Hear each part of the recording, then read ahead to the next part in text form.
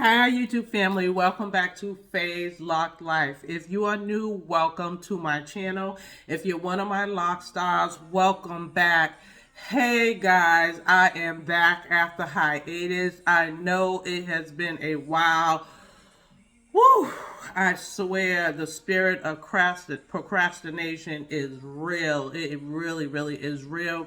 I mean, don't get me wrong. I've still been working like how I said, multiple jobs, three to be exact. That's definitely real. But at the same time, there's also been times when it's been procrastination. Still trying to balance some stuff, but I'm gonna tell you guys right now, if you get stalled out for a little moment, do not stay on that track because I'm telling you, it is so hard to shake it off. And that's just kind of been my thing to keep it real, lock stars. It's been hard for me to just shake that procrastination off. And I decided today that under no circumstances was I going to go by without putting a video out. So no matter what, guys, I am putting this out. Like, I literally had to fight through this, guys, okay? So anyway, so I'm here today doing this video. So in today's video, guys, we are going to talk about hair loss in Black women. I went and actually got this article. I thought it was very interesting. I'm going to read a little bit from this article, and it's so true. I mean, I think we all know it, but we just don't really seem to, I don't know. It just seems like it's just not on the forefront, and we're not really talking about it like how we should. And and I really like what this article talks about because it involves your doctor, and it really involves other stuff that helps to contribute to hair loss, and frankly, some stuff that I learned that I feel like contributes to me, and I'm like, oh wow. So I'm even looking at things in a different way. So what I'm going to do is I'm going to try to also link this article where I found it, and just because it's a really great article to read, because it just has a lot of things that I feel like will be beneficial towards all of us, like as women. So this is from hopkinsmedicine.org, and it says hair loss in Black women, tips from an expert. This is by Crystal Ugochi Argu, and she's a dermatologist here, and so she's talking about, and this was incredible. I was just like, whoa, I could not believe the number. But then again, to be honest, when you think about most Black women, we really do a lot to our hair when you really think about it. Like, how many Black women do you know that just wear their hair natural and then don't do anything really to it? I mean, in terms of like maybe throwing some locks and then throwing some braids and then sometimes throwing some weaves on top of it. I'm talking about just leaving it alone, wearing it natural, whether it's an afro or you just kind of manipulate a style like twist or anything like that, but just primarily just be like, this is the way it is, and that's just how I wear my hair. Not many of us. So in this article, she talks about almost half of Black women experience some form of hair loss, some form of almost half. That's 50%. Like, that's, and I would just go on and say 50% because that is so true. How many of us do you see that are walking around by the time we get to maybe 30s, 40s, or whatever, and we're wearing the type of hairstyles that we like to hear, where you see receding hairlines, and you start to see us starting to thin up top and all of those other type of things. And then even when that happens, they still do it. They might start complaining about it and like, oh my God, my hair is thinning up. But at the same time, you will see them in those same hairstyles over and over again. And this is what they're talking about. And they're talking about some tips. But also what they point out is that few doctors are familiar with Black hairstyling practices. Now, I mean, how many times do you go in and talk to your doctor about your hairstyle?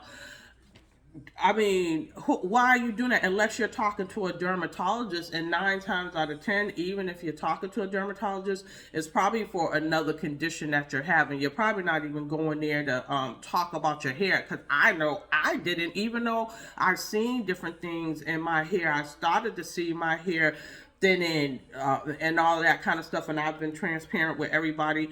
And I never thought, not one time, to go to the dermatologist. But I did notice it. But you know what I started doing? But this is when I was still relaxing my hair. I would just put sunglasses on top. I self-consciously was doing stuff just covering up the problem, but I never was addressing the problem. And I think that's a lot of what we do. It wasn't until one time a friend had came up to me while I was at work. She came to visit me one day, and I had my head leaned down, and she was like across the hall. And I had my head leaned down. I was wearing my wrap and all this other kind of stuff. And she saw, oh my God, girl, I can see your scalp from over here. And I was like, what? Now, even though, and I was so embarrassed, but the thing about it was I had already noticed it, because at the same time, I still had the damn sunglasses on top of my head, right? So I had already noticed it, but it kind of took somebody to confirm, like, girl, you're thinning out. And even when that happened, I still didn't go to the dermatologist. Okay, I still didn't. And I think that is a real problem in our community as Black women.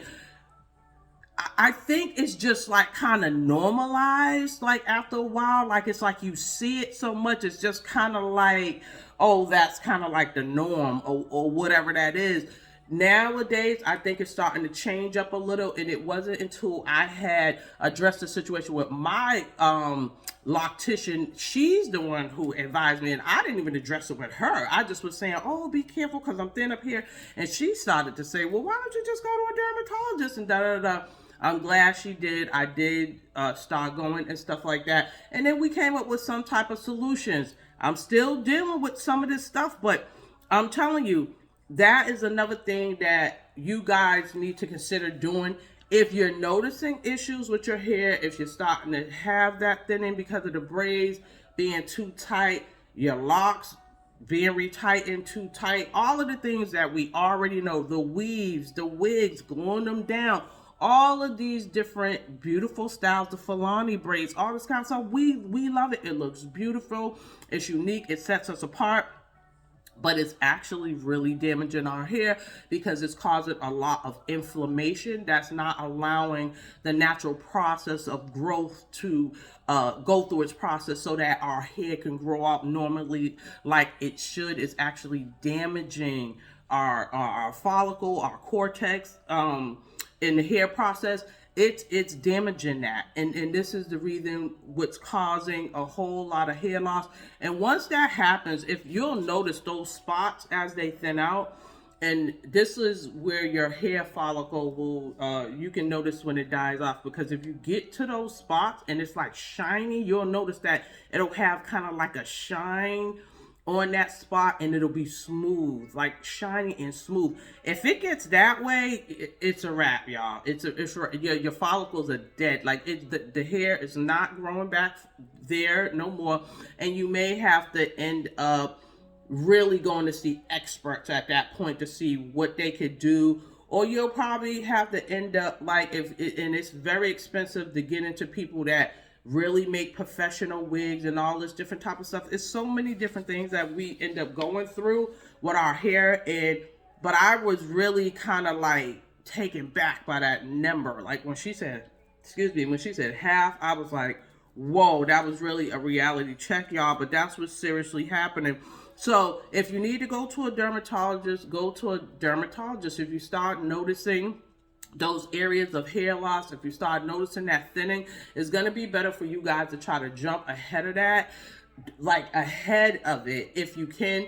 And what I also learned in this article was that a lot of it too, some of our hair loss is going to be from genetics, hereditary, right? So it happened in my family, not my mother's side, but my father. My father bald early. All of my brothers, I have 4 brothers, every single last one of them ended up balding and thinning out so bad that they all wear baldies, all 4 of them. They're like shortcut, except for maybe my youngest brother. He wears a very, very, very low haircut, real low, but all the rest of them went bald, and thank God it actually looks good on them. That it actually doesn't look bad on them, but they all ended up happening. And also, me and my sister started thinning. Y'all already know I talked about what my situation. My sister's hair is like this as well, and thank God that I still have the hair that I do have on my head. But at the end of the day, I really feel like it was hereditary, and they were saying like, this, when it comes to this, is alopecia areata, and I didn't even know that. I didn't even realize that that could be like a permanent thing. I thought that you could kind of turn that around, and what I'm noticing is that I'm not able to, like, I've been doing little things, but I really feel like it's not really helping me all that much. Like, we all know that the diet, the exercise, I'm trying to get back into that. And another thing, with the procrastination, I went over to the gym today to find out about signing up and all that other kind of stuff. So today was just like one of those days where I was getting shit done. Like I just was like, no, I'm getting it done today.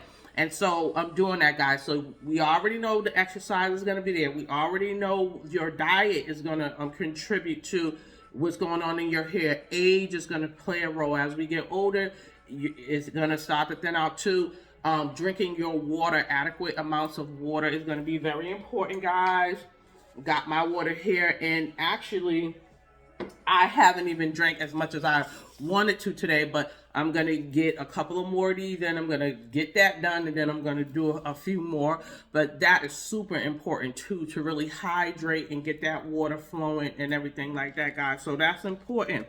What else? So we talked about the genetic kind of stuff. I'm trying to think. And then a lot of times, too, and I don't know if people really understand or relate this to, like, hair loss and things just not flowing properly inside you, is stress, guys. So they're talking about here is showing when you're sad and then you're stressed out. And if you're having long periods of depression or anxiety and all those different type of things, then you're going to have to address that. Like, it's just kind of like, what grows in a environment that's just not flourishing and just doing well and at its happiest.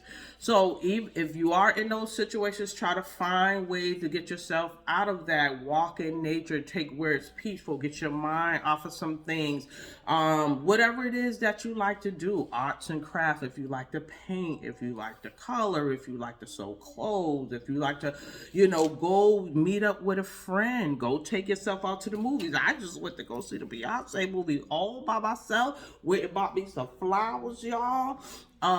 Went and bought me a new sweater, a couple little things like, and it don't cost much. And we ain't talking about spending a whole bunch of money now, because it is not like that. You can get the Ross if you got your Rosses near you. Marshalls work fine. All these different things. You could go buy you a pair of socks or whatever it is. Go out, take yourself out to let's get some self-care up in there. You could go to Starbucks, Panera in the morning, Dunkin' Donuts, wherever it is, have you a little cup of coffee and a pastry set down. If you're not doing that, whatever is healthy for you, or just treat yourself to one of the nice little holiday drinks. Do something. Call up a family member that you haven't talked to in a while. There's all sorts of things that we can do, especially during this holiday season. Even though the holiday season can be a blessing, that's another thing, guys. A lot has been going on. I'm expecting my daughter to come visit me next week, which I am super, super excited and happy about, guys. And that's another thing, too. I'm going to do it. Before she leaves, she's only going to be here for maybe 4 or 5 days or so like that. But I am going to do a video with her as well. And then she has traditional locks. So I'm gonna go ahead and just kind of make up something. Maybe I don't know if it'll be Christmas Day because we plan on going to see The Color Purple, but that's gonna be out on Christmas Day, guys. But I want to kind of do something with her to show the difference between the locks. I don't know. Maybe we'll do some type of Q&A and like what do you think about sister locks, and I'll tell her how I feel about traditional locks and why she chose those over this or whatever. We'll do something kind of a little cute and short like that for you guys, and hopefully you'll like that. So I plan on doing that. So I know there's a lot going on with everybody out here, you know what I'm saying, for the holidays.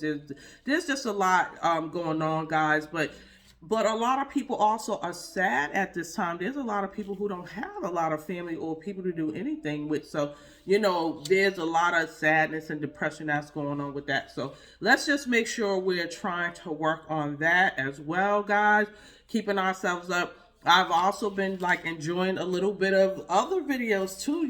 I've been on here watching Christmas. What is this Vlogmas that everybody do for a little Christmas stuff? And I'm just all like, I could have been doing a little bit of Vlogmas too, because I been doing a little bit of shopping and doing a little bit of stuff like that. I think that's kind of cute to do, a little bit of that. But as always, getting back to this topic about us and Black women and our hair loss and stuff like that, guys, if anybody has any suggestions, as always, leave it in the comments below, because this is a huge thing. This is really, really big in our community. It's really affecting us in so many ways.